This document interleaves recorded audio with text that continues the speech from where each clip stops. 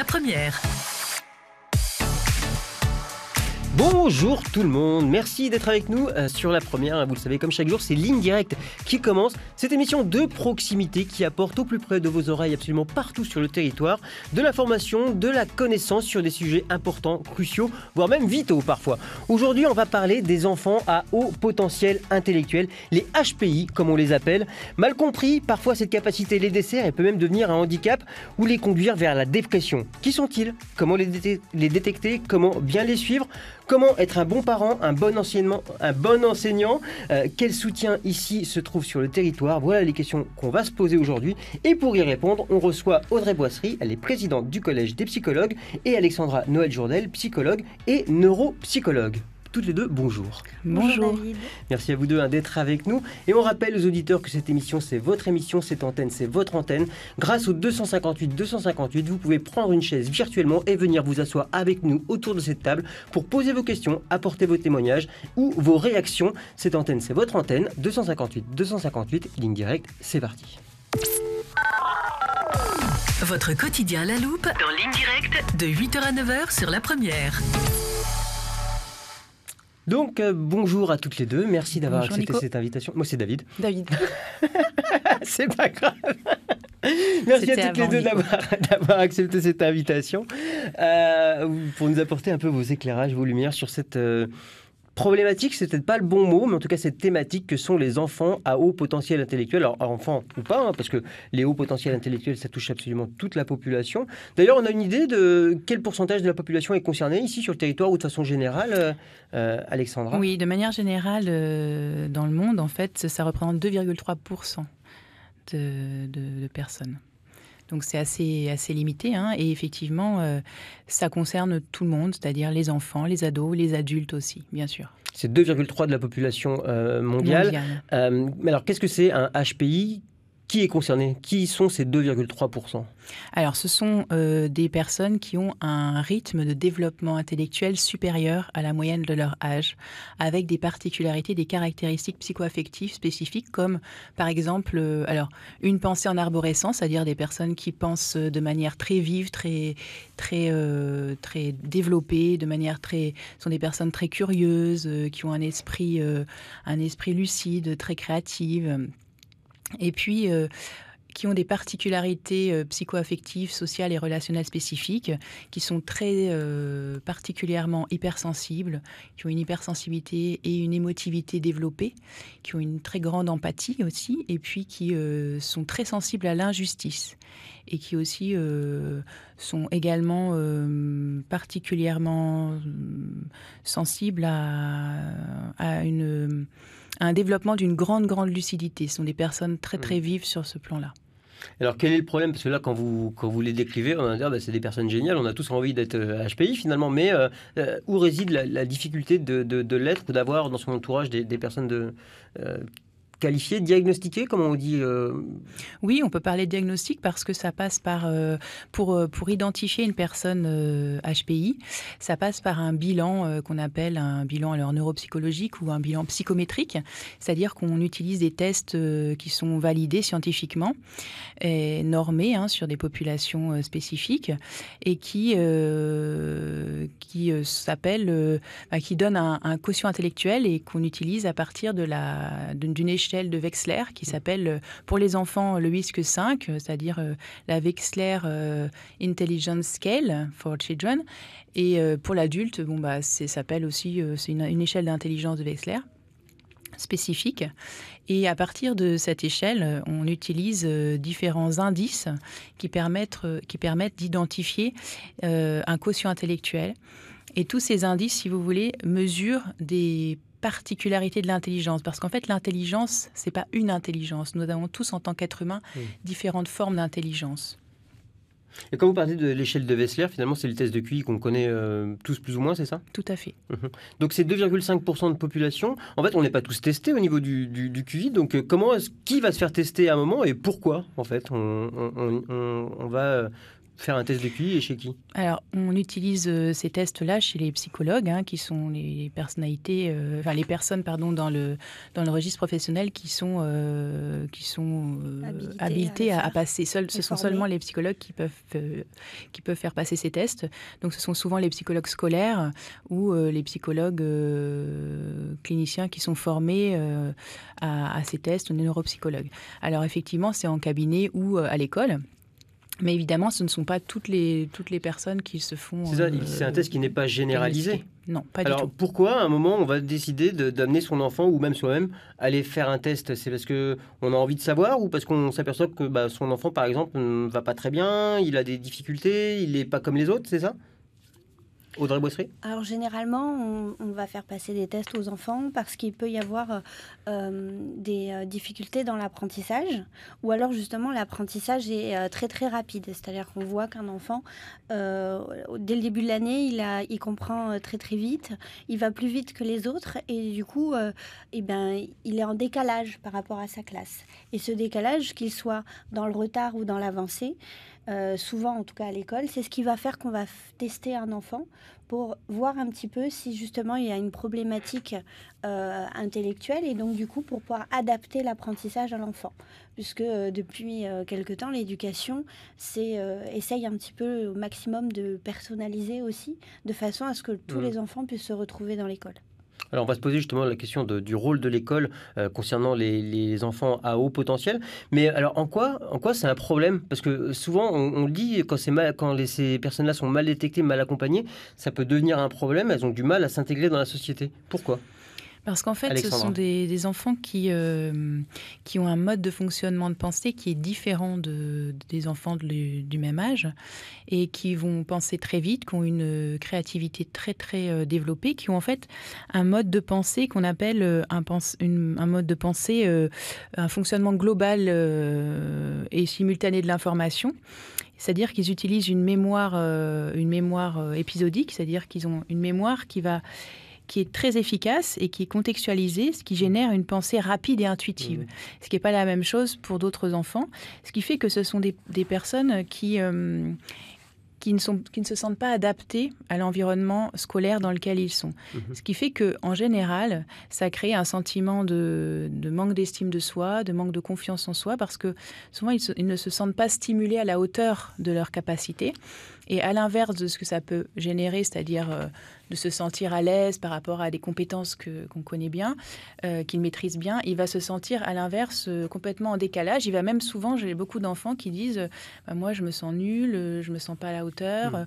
Souvent aussi ce sont des enfants qui ont une démotivation, c'est-à-dire qui perdent complètement l'intérêt du travail parce que finalement, comme ils s'ennuient beaucoup en classe, ils se démotivent et ils n'ont plus envie de travailler. Donc souvent ils sont effectivement scolairement en difficulté. Il ne faut pas croire que les enfants au potentiel sont les meilleurs de la classe. On en a quelques-uns, mais beaucoup sont en difficulté, voire désinvestissent l'école, ne veulent plus y aller parce qu'ils ne se sentent pas du tout en harmonie avec l'environnement scolaire. Alors, parce que vous dites qu'il y a l'ennui, mais il y a aussi, j'imagine, la solitude. Parce qu'on a dit que 2,5%, 2,3% de la population mondiale était concernée. Si on prend un établissement scolaire, un collège de 500 élèves, ça veut dire qu'il n'y en a qu'un dans le collège. C'est-à-dire qu'il y a vraiment, j'imagine, parce qu'on comprend que c'est une perception différente du monde, une analyse différente, donc une incompréhension de la part des autres et une incompréhension des autres, donc une grande solitude, j'imagine aussi. Oui, tout à fait. Ça crée une solitude et ça crée surtout ce qui est compliqué dans l'enfance et dans l'adolescence, c'est-à-dire une séparation du groupe. C'est-à-dire que ce sont des enfants qui ont beaucoup de mal à s'intégrer parce qu'ils ne sont pas comme les autres, ils sont différents. Ils vont plus vite, mais voilà, ça va leur créer beaucoup de difficultés. Ils vont avoir beaucoup de mal à s'intégrer dans les groupes parce qu'ils n'arrivent pas à s'intéresser comme tous les enfants de leur âge. Voilà, par exemple, les enfants de 7-8 ans, ils vont jouer énormément aux cartes Pokémon. Ces enfants-là, ça ne va pas les intéresser parce qu'ils trouvent que ça, gamin et inintéressant. Ou alors, c'est juste que c'est pas assez stimulant pour eux. Du coup, ils s'y intéressent pas. Alors que tous les enfants de leur âge vont s'y intéresser, par exemple. Donc, du coup, ça va les isoler socialement. Et c'est très difficile, dans l'enfance et l'adolescence, de grandir seul. Et du coup, quand on est isolé, on a l'impression que ça vient de soi. C'est-à-dire que c'est notre faute parce qu'on n'est pas assez bien, parce qu'on n'arrive pas à faire comme les autres. Et en effet, oui, ils ne font pas comme les autres. Sauf que eux le voient d'une manière négative, alors que ça peut être développé et transformé en quelque chose de positif. Mais ça doit d'abord être détecté pour ça. Alors, mes calculs n'étaient pas du tout bons tout à l'heure.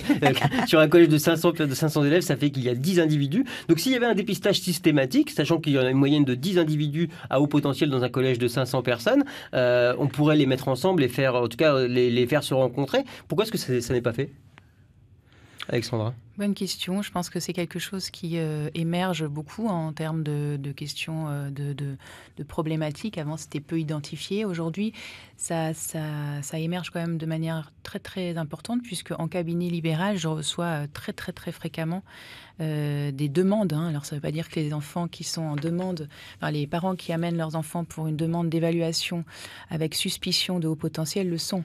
Par contre, j'ai beaucoup de demandes, donc orientées par les enseignants, parce qu'en classe, ils observent qu'il y a souvent aussi des comportements un petit peu d'agitation, parce que l'agitation psychomotrice aussi en classe, les difficultés d'attention sont aussi des éléments, des facteurs de repère d'un enfant qui n'est pas à l'aise en classe. Alors non, il n'existe pas actuellement de regroupement, ces enfants-là. Par contre, en consultation, c'est quand même un lieu qui permet d'identifier, de connaître, de reconnaître et de comprendre ces enfants et de les accompagner au mieux avec une guidance parentale, avec une guidance aussi des enseignants, parce que moi, je fais vraiment le lien avec les enseignants et les parents, et évidemment une prise en charge globale de l'enfant. Donc c'est quand même dans ces espaces de soins, de travail-là, qu'on peut apporter des réponses à ces enfants. Mais pour en arriver là, il faut d'abord avoir effectué une détection, avoir détecté le fait que l'enfant est à haut potentiel intellectuel. Si on écoute les parents, tous les enfants leurs enfants sont des surdoués. Alors quels sont les signes un petit peu qu'on peut donner soit aux parents, soit aux professeurs, parce qu'on peut détecter un enfant à haut potentiel dès qu'il est tout bébé, même avant qu'il puisse parler. Quels sont les signes pour qu'on puisse le détecter et puis le mettre sur la voie qui est la sienne finalement? Alors, le détecter vraiment, Alexandra, pour l'identifier, ça passe par ce fameux bilan. Donc, je ne suis pas allée au bout tout à l'heure, mais effectivement, le quotient intellectuel d'un enfant au potentiel, évidemment, ce n'est pas seulement le chiffre qui compte, mais on le décrit au potentiel intellectuel à partir de 130, égal ou supérieur à 130. Sachant qu'il y a souvent une hétérogénéité, c'est-à-dire que l'intelligence n'est pas homogène. Souvent, on a des enfants qui vont avoir de très grandes compétences dans le domaine du langage ou en logico-mathématiques, ou dans l'intelligence spatiale, l'intelligence relationnelle, l'intelligence kinesthésique et artistique, par exemple. Kinesthésique ? Le mouvement, être très, très, très sensible à tout ce qui relève du mouvement. Vraiment, il y a beaucoup de particularités. Et donc, il n'y a vraiment pas d'homogénéité et on ne peut pas vraiment définir un type de HPI. Mais vu que ce test n'est pas généralisé, oui, Audrey ? Mais par contre, ce qui peut aider le parent à mener vers le test, je pense que c'est peut-être un peu ça ta question, c'est c'est ce qu'on disait, d'avoir un enfant qui est en souffrance à l'école, c'est-à-dire est très isolé dans ses relations. C'est-à-dire un enfant qui va venir et qui va dire, ou le maître qui va convoquer parce que l'enfant est soit isolé, soit très agité, il n'arrive pas à travailler, il va se décaler par rapport aux autres, vraiment être attentif à ces formes de décalage, on va dire, scolaire, que ce soit dans le comportement ou dans les apprentissages, et aussi une grosse problématique relationnelle, puisqu'on l'a dit que c'était des enfants qui ont une hypersensibilité et qui en plus vont être relativement isolés. Et dans cette hypersensibilité, il y a souvent une vraie problématique de compréhension de l'autre, c'est-à-dire qu'on n'arrive pas très bien à étudier ses propres émotions et on n'arrive pas à projeter ses émotions, comme on n'arrive pas bien à les comprendre, sur les autres, et donc à comprendre les autres. Et donc on va être très souvent dans des conflits ou en tout cas des incompréhensions relationnelles qui vont soit mener à l'isolement, soit à des conflits, des bagarres, des disputes, des choses comme ça. Donc faire attention à ces deux éléments, le décalage dans les apprentissages et les comportements à l'école, et les décalages relationnels aussi, c'est-à-dire des enfants qui vont plus traîner avec les adultes, beaucoup de mal à s'intégrer avec les autres, être souvent en conflit, se disputer, avoir des discours, dire oh, mais ils sont nuls les autres, moi je comprends pas, ou alors aussi des enfants qui vont beaucoup se décrier eux-mêmes, je suis nul, je suis pas bon, j'y arrive pas, voilà. quand son enfant vient beaucoup avec ses questionnements, je dis beaucoup parce que à tous les moments du développement, les enfants vont manquer parfois de confiance en eux, être en difficulté avec les autres, mais si c'est quelque chose de récurrent, voilà, dans la scolarité, à un moment donné, oui, que le parent se pose la question et puisse être orienté vers les psychologues scolaires ou en libéral. C'est-à-dire qu'on peut avoir des HPI, des enfants à très haut potentiel intellectuel et qui sont en échec scolaire parce qu'ils n'arrivent pas à s'intégrer. Oui, tout à fait. Ce sont des enfants qui parfois sont dans l'opposition aussi avec les adultes ou les enseignants, c'est-à-dire que le système éducatif n'est souvent pas adapté, n'est pas adapté à ces enfants-là. C'est-à-dire que c'est un espace trop contraignant et trop routinier pour eux. Ils ont un esprit trop créatif qui leur permet pas d'être à l'aise dans ce système-là. Donc en fait, ils sont souvent très frustrés, ce qui génère, ce que disait Audrey, des attitudes, même une forme de colère, de frustration qui s'exprime par la colère avec les autres, et puis à la maison aussi, ça peut déborder aussi. Ce sont des enfants qui sont souvent seuls, effectivement, isolés, en cours de récréation, souvent, ils ne jouent pas avec les autres. Et puis, ils sont souvent ça c'est important de le notifier pour le parent, sont des enfants qui sont très anxieux parce qu'ils ont des questionnements existentiels aussi, parce qu'ils ont une très grande lucidité du monde qui les entoure et ils s'interrogent sur des questions de fond, c'est-à-dire justement le réchauffement climatique. Ils ont vraiment une connaissance très petite, des enfants très angoissés parce qu'ils ont une perception du monde très lucide, avec un manque de réponse, c'est-à-dire qu'ils ont une intelligence qui est bien supérieure à la moyenne, qui comprennent le monde, sauf qu'ils n'ont pas les moyens d'appréhender la manière d'éprouver ce qu'ils ressentent, c'est-à-dire qu'ils ont des émotions qui les débordent. Et là, on peut imaginer la famille qui doit être débordée aussi. Enfin, on va partir de là, est-ce que le haut potentiel intellectuel, c'est quelque chose d'héréditaire ? Ou est-ce qu'il peut y avoir des paliers de famille avec des familles, je sais pas, on va dire à QI normal, 110, 120, 100, et un enfant qui va avoir 130, 140, 150, et qui du coup va être en décalage complet même au sein de sa famille. Ça arrive, ça ? Alors oui, on a je pense qu'il y a tous les cas de figure. Oui. Il n'y a pas véritablement d'hérédité. On a effectivement, j'ai beaucoup de familles dans lesquelles il y a des parents qui sont au potentiel, des enfants qui le sont aussi. Mais il y a aussi des situations où ce n'est pas le cas. Il y a aussi évidemment des facteurs environnementaux, mais il y a aussi effectivement, je pense, des facteurs d'hérédité, bien sûr. Et là, comment elle gère les familles quand on a un enfant comme ça qui, à 10 ans, comprend des choses que nous, on n'a pas encore été capable de comprendre, qui a des angoisses qu'on n'a pas capable d'avoir, ou etc. Si on a été comme ça aussi, c'est plus simple, parce qu'on est capable d'expliquer ce qu'on a vécu soi à son enfant. De comprendre. Donc, dans une famille où un des membres, le père ou la mère, lui-même au potentiel, c'est plus simple pour expliquer à son enfant, parce que du coup, on ressent la même chose, on peut exprimer. Quand on ne sait pas, c'est un petit peu plus compliqué. Je pense que c'est des enfants qui ont vraiment besoin qu'on leur explique les choses et qu'on leur réponde à leurs questions. Bah oui, mais si on n'a pas les outils, si on n'est pas outillé, si on n'a pas le temps, etc. En général, on peut rapidement répondre à une question. On peut aussi dire qu'on ne sait pas, on peut l'aider à chercher. C'est-à-dire, tous les enfants posent des questions parfois très très surprenantes. Quelle est la taille de l'univers ? Moi, ce matin, dans ma voiture, c'était ça. Maman, c'est quoi la taille de l'univers ? Eh bien, je ne suis pas astrophysicienne, chérie. Donc, on va regarder ce soir, si tu veux, sur Internet ou dans les livres. On va chercher. Voilà. Donc, on peut répondre aux questions des enfants. Et c'est des enfants à haut potentiel qui ont énormément de questions sur des sujets qui peuvent être très surprenants, parce que ce ne sont pas forcément des sujets d'enfants. Ou alors, ce sont des sujets d'enfants, mais qui vont aller étudier à fond. Donc, il faut les nourrir, entre guillemets. C'est-à-dire pouvoir leur répondre de façon à ce qu'ils ne se retrouvent pas face à des murs quand ils posent des questions, puisque ça risque de les bloquer dans leur avancée. Donc ils ont besoin d'avancer, ils ont besoin de contact relationnel, et quand on pose une question avec quelqu'un et qu'on entame une conversation, on a un contact relationnel. Et donc comme c'est des enfants qui en ont très peu, c'est important pour le parent de pouvoir répondre le plus possible ou d'envoyer chercher là où il peut.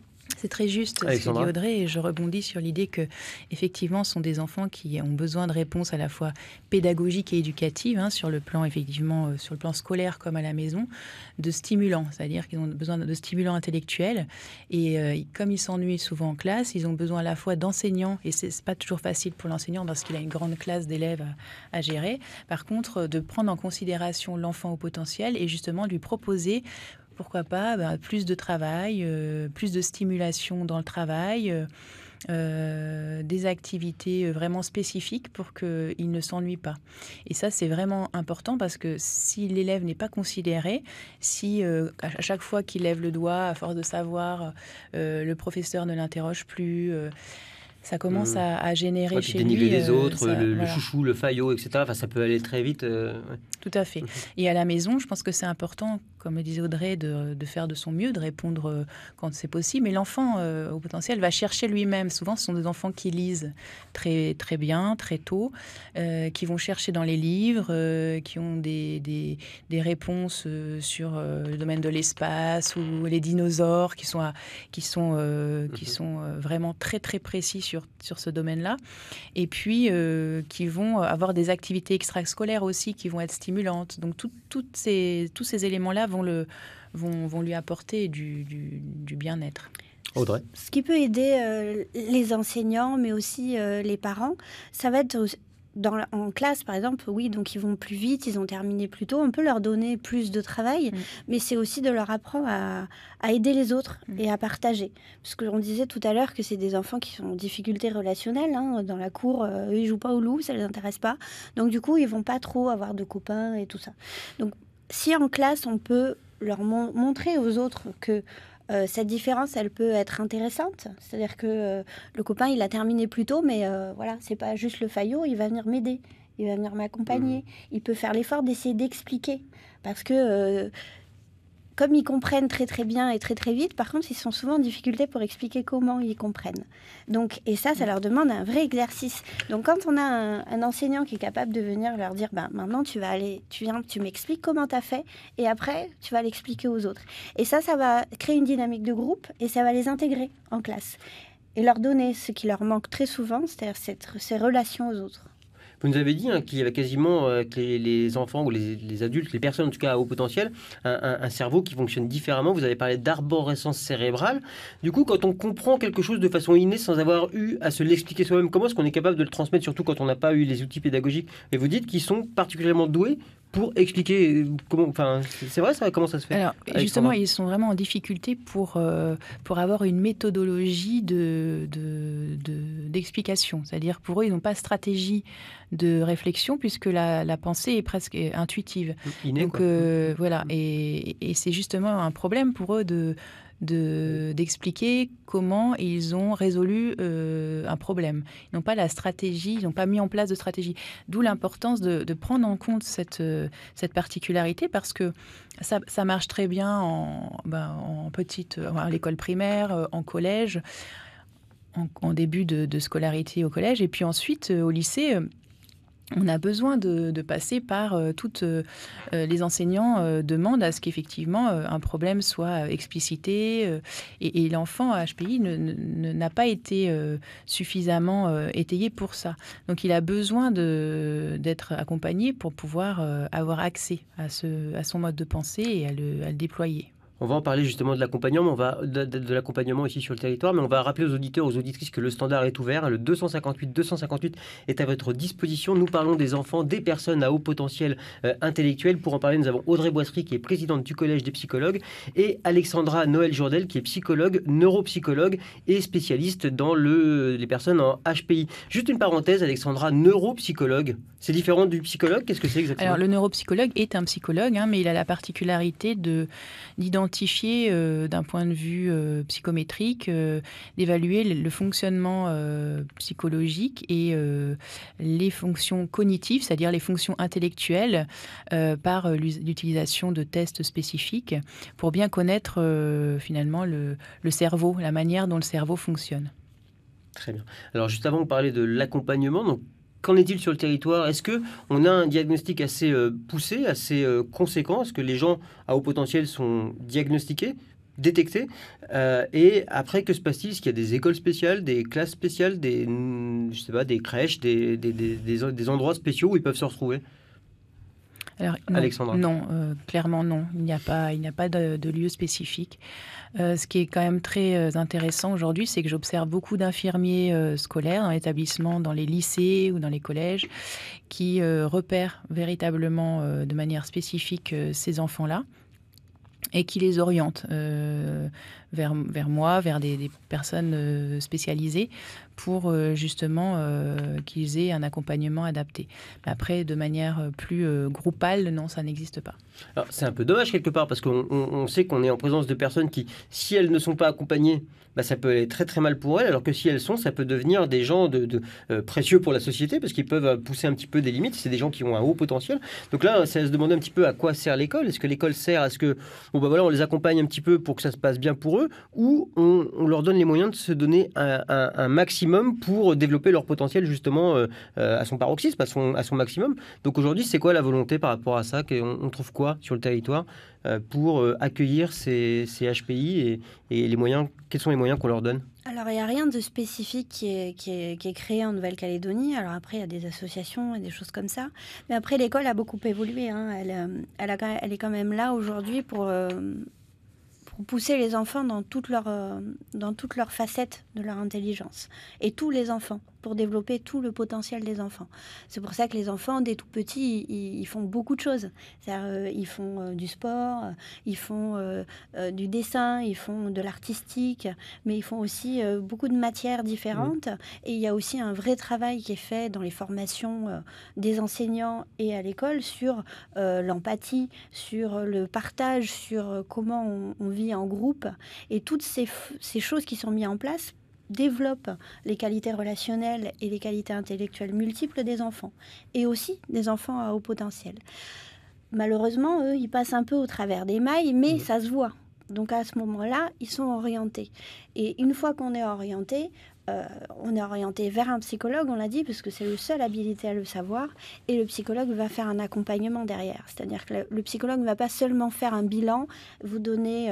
alors, d'ailleurs, on ne donne pas vraiment un QI, en général, c'est une fourchette, c'est-à-dire que l'intelligence étant multiple, on ne peut pas donner un chiffre précis, on va donner une tranche entre tel chiffre et tel chiffre. Voilà, ça va dépendre un petit peu de beaucoup de choses.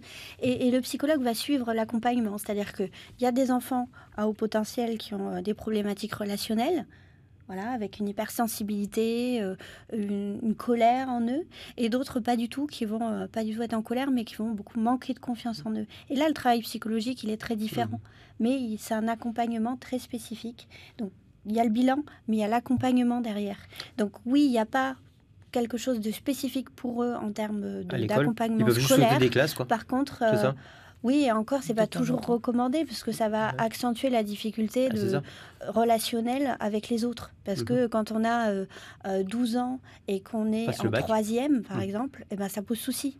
Parce que les autres, ils ont 14 ans, ils pensent à des choses auxquelles nous, on pense pas.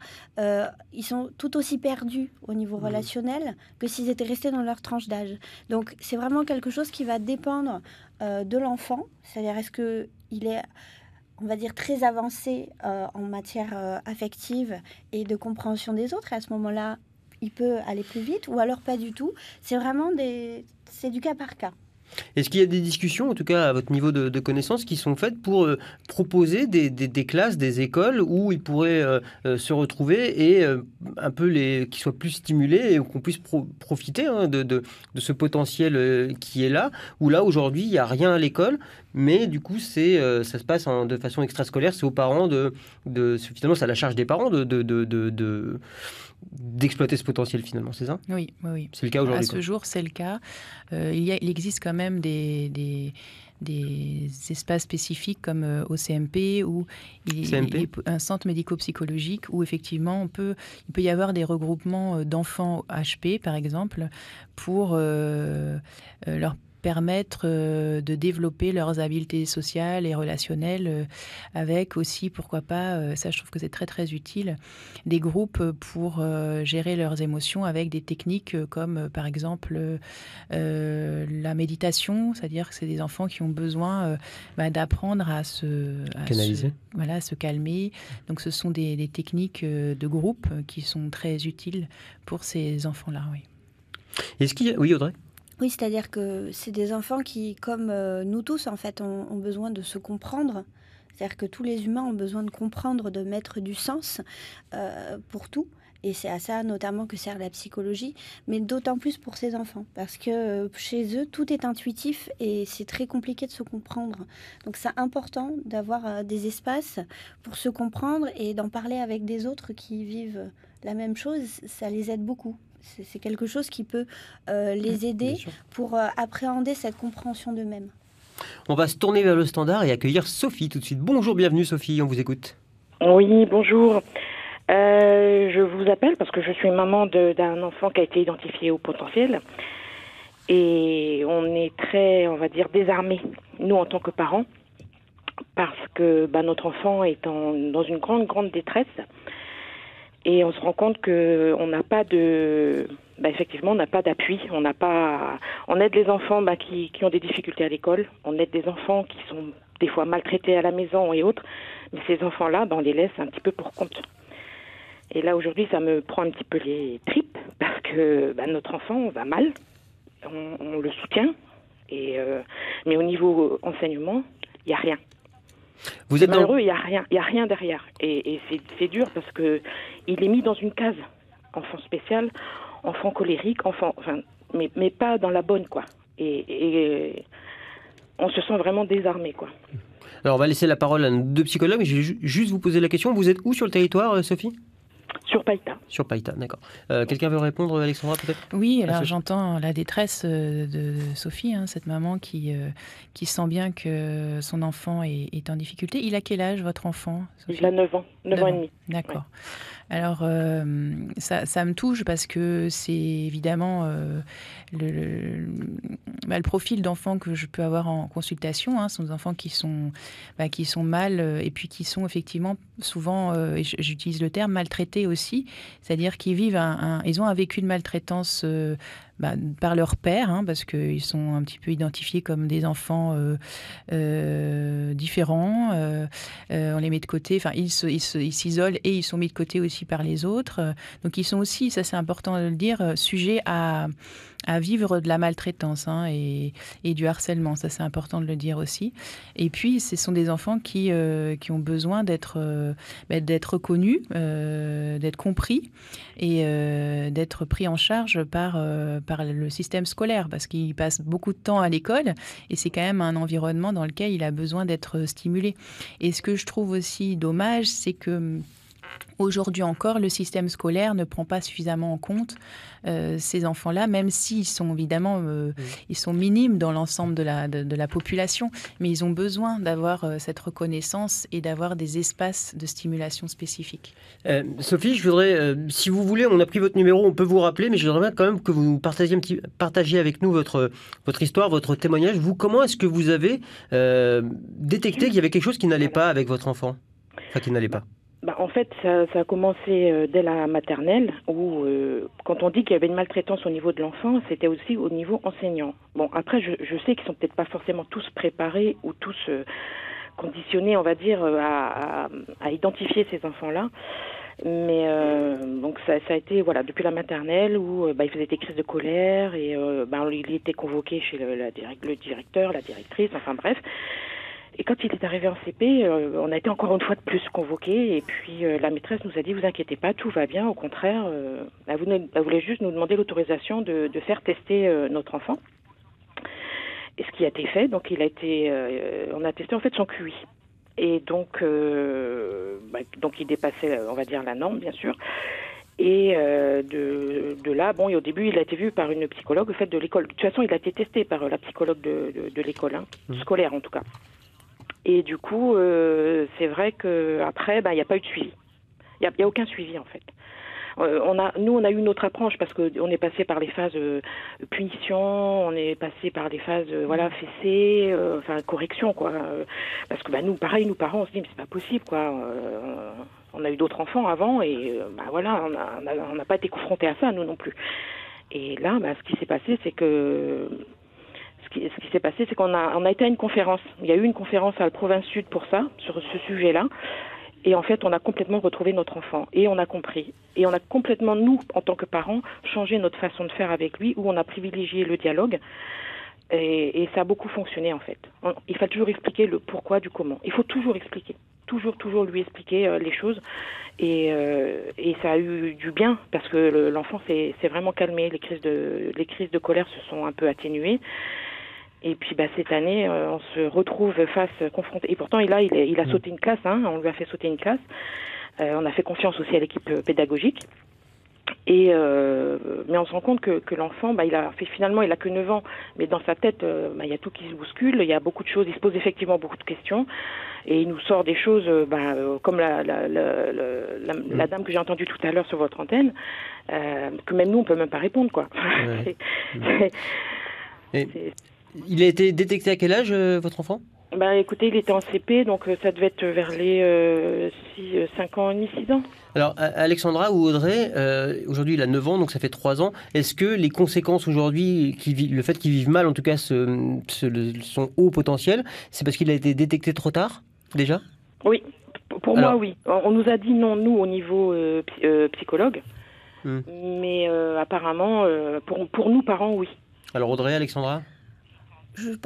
Alors peut-être que ça vient de là, mais ce qui est Audrey. sûr, c'est que les enfants à haut potentiel, on l'a dit, sont extrêmement sensibles à ce qui se passe à l'intérieur d'eux, mais ils n'arrivent pas à le comprendre. Et l'âge actuel du fils de Sophie est un âge très important au niveau psychologique, puisqu'il y a des choses qui se passent. On va pas je vais pas m'attarder sur le sujet, mais il se passe des choses à cet âge-là. Il y a des changements internes psychologiques très importants. Et donc, du coup, c'est une phase qui, forcément, pour cet enfant, va être plus compliquée que les autres, puisque lui, il a du mal à appréhender et à poser les questions de ce qu'il ressent ou à mettre des mots.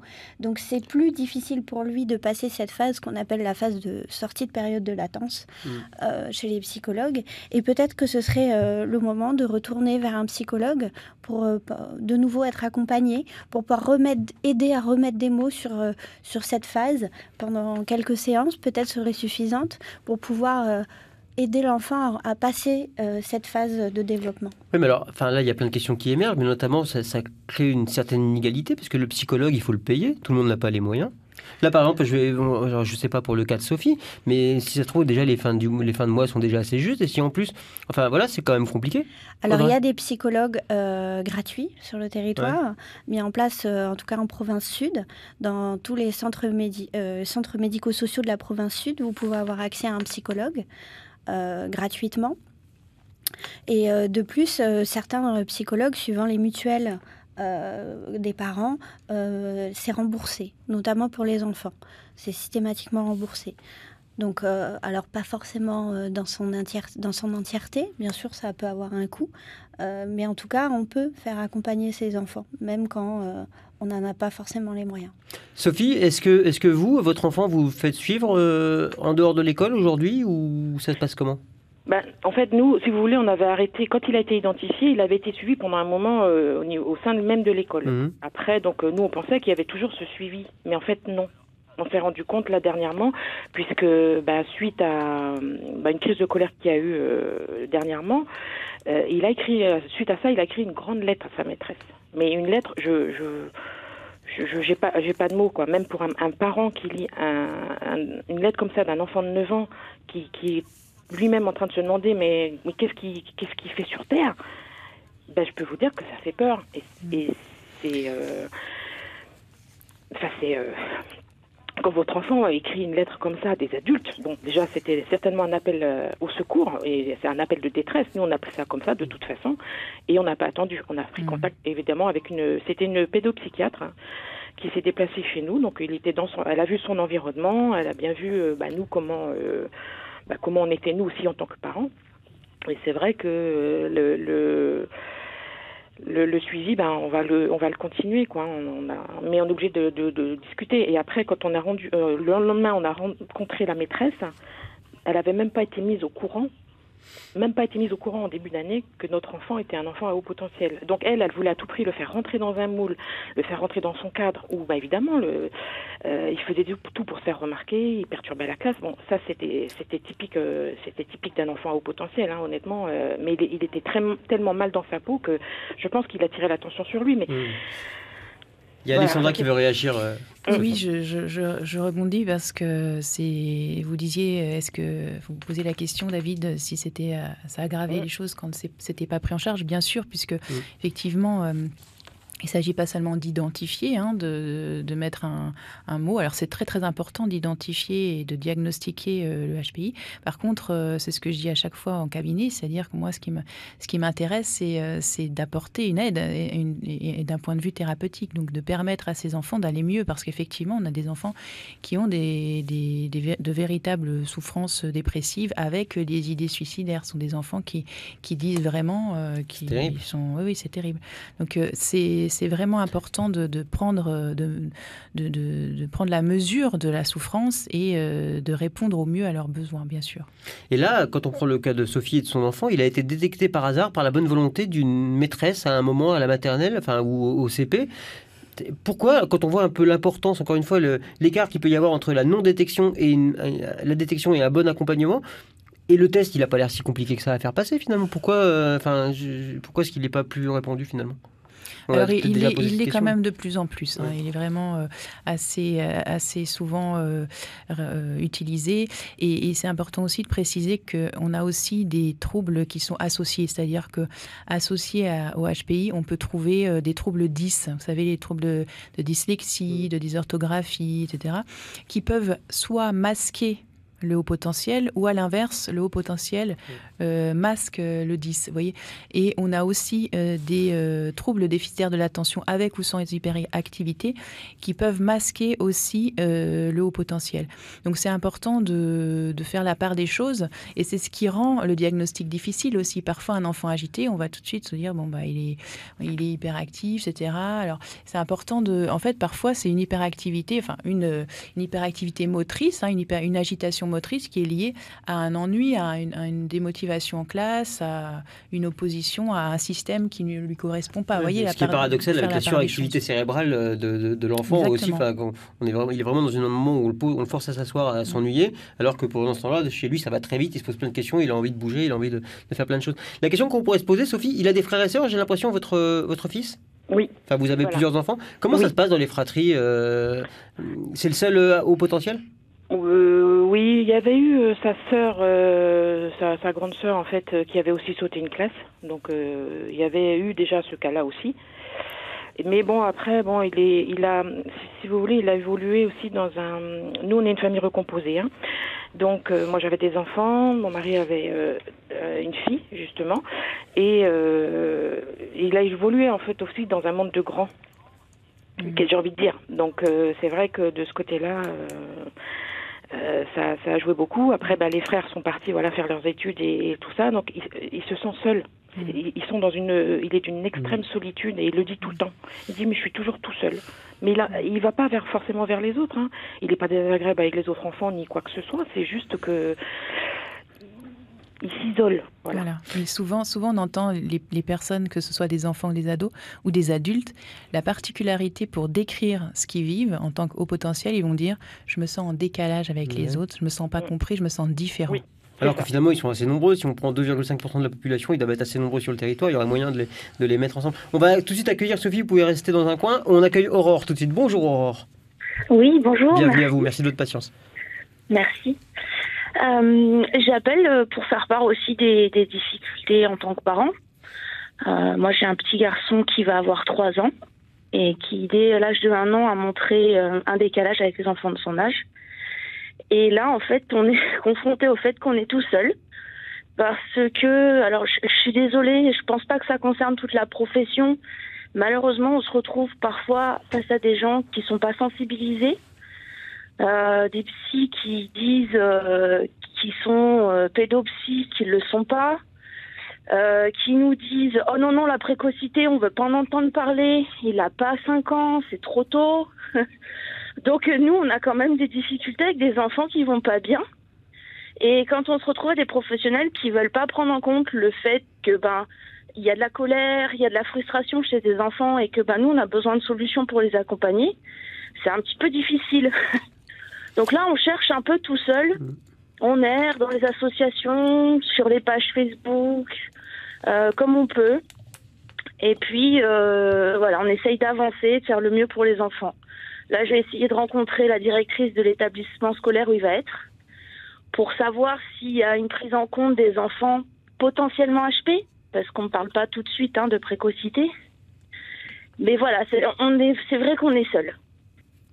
Et là, qu'est-ce qu'on peut répondre? Alors très rapidement, parce qu'on arrive au terme de cette émission, mais qu'est-ce qu'on peut répondre à Aurore, là, qui clairement en a gros sur la patate et qui se sent et même seule, quoi? Alors, je peux Audrey. tout à fait comprendre que ce soit difficile, mais faut pas se décourager. Il y a des professionnels, et je pense qu'on en a déjà 2 là, qui s'intéressent et qui sont tout à fait prêts à entendre cette détresse parentale et accompagner les parents, parce que on peut travailler avec les enfants très très tôt, parce qu'on ne travaille pas que avec l'enfant, on travaille avec l'enfant et son parent, et on peut accompagner.